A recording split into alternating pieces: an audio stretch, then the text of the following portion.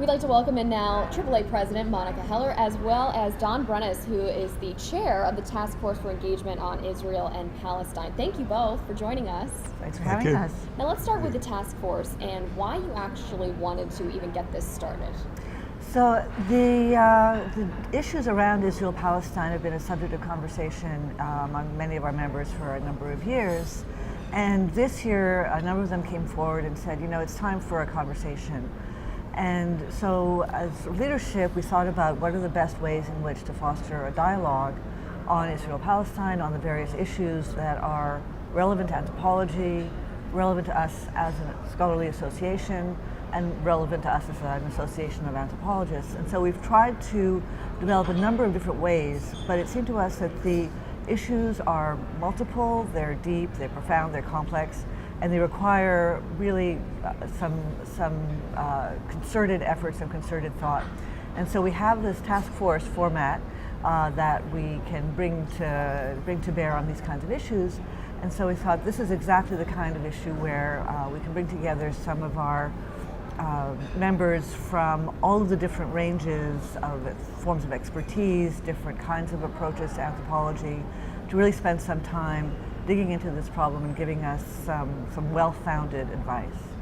And Don, talk about your role with the task force and then what you're actually doing to get it started. Right, and we're just to reiterate or to re-emphasize part of what Monica was saying, we're part of a much broader range of events and activities around the question of conversation and dialogue. So we're operating in relationship to the public forum tomorrow, to the business meeting on Friday night? Friday afternoon. Friday afternoon.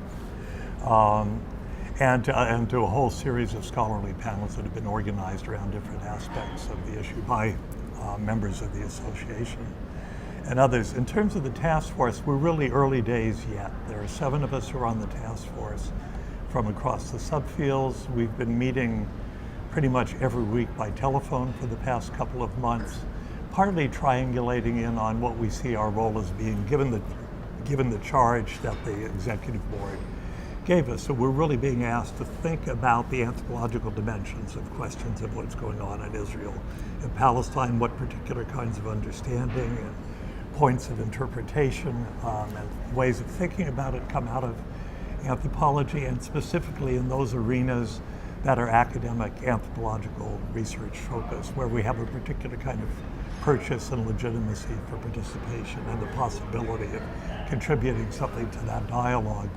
So in terms of what we're actually doing, we're beginning our actual research with extensive interviewing. And it's not simply about Israel-Palestine as well. It has reverberations and resonances historically as well as around the world, and it's one of the reasons why we felt it was really important to have a task force which includes archaeologists, linguistic anthropologists, biological anthropologists, social cultural anthropologists based around the United States but also in Europe, since the association is also at this point about 20% of the members are based outside the United States, so it's not exclusively either a US issue.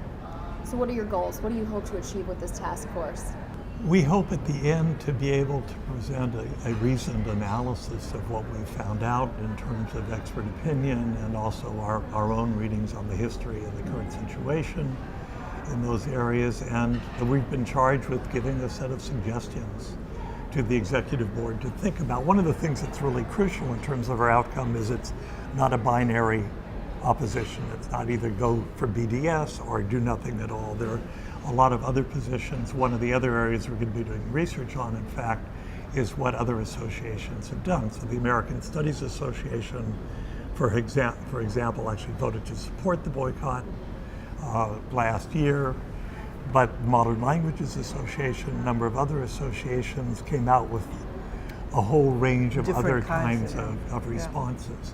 And part of our job is actually, and Monica has what we now think of as the Monica mantra, of thinking about these issues as anthropologists, as a scholarly association, as an association specifically of anthropologists, really bringing that to think about what are the most appropriate ways that we might respond, which may include no action, may include a whole lot of different kinds of response.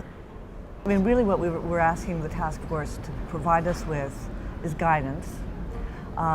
We're asking them guidance on particular actions or no actions, but I think more importantly maybe the kinds of principles that the task force thinks that we should be using to think through not just this issue, but how this issue also illuminates other issues. Well, it sounds like you have a lot of work ahead of you. We wish you all the best and have a great week. Thank you very much. Thanks very much.